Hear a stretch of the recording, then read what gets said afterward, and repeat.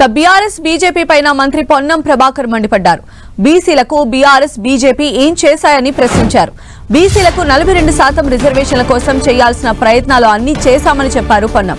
బీసీలపై మొసలి కన్నీరు కారుస్తున్న బీజేపీ నేత లక్ష్మణ్ బీసీలకు 42% రిజర్వేషన్లు దక్కేలా కేంద్రంతో మాట్లాడాలని చెప్పారు.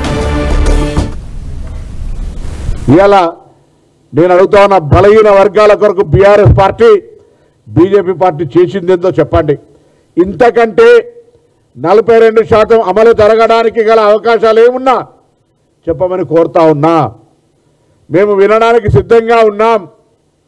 నేను మా ప్రభుత్వాన్ని ఒప్పించే బాధ్యత మాది. బలహీన వర్గాల మంత్రులుగా నాది, కొండా సురేఖక్క గారు, వాకిటి శ్రీహరి గారితో పాటుగా మా పార్టీ మా ప్రభుత్వాన్ని ఒప్పించి మెప్పించి తీసుకుపోగలుగుతాం. మార్గం చూపెట్టండి. మేము ప్రభుత్వంలో ఉన్నాం.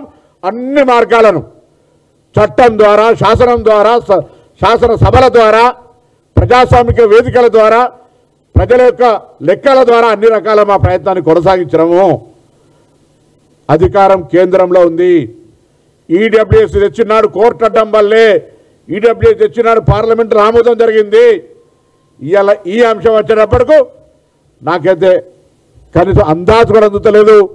భారతీయ జనతా పార్టీ అఖిల భారత బీసీసీల అధ్యక్షుడు లక్ష్మణ్ గారు ముసలి కన్నీరు గారుతో ఉన్నారు. మీకు నిజంగా చిత్తశుద్ధి, మీ డిఎన్ఏల బీజేపీ రక్తమైతే తెలంగాణ నుంచి వచ్చిన బిల్లులను ఆ షెడ్యూల్ 9లో కానీ లేదా పార్లమెంటు ద్వారా 50% ఓవర్ కావడానికి అధిగమించడానికి అనుమతించే విధంగా చూడండి.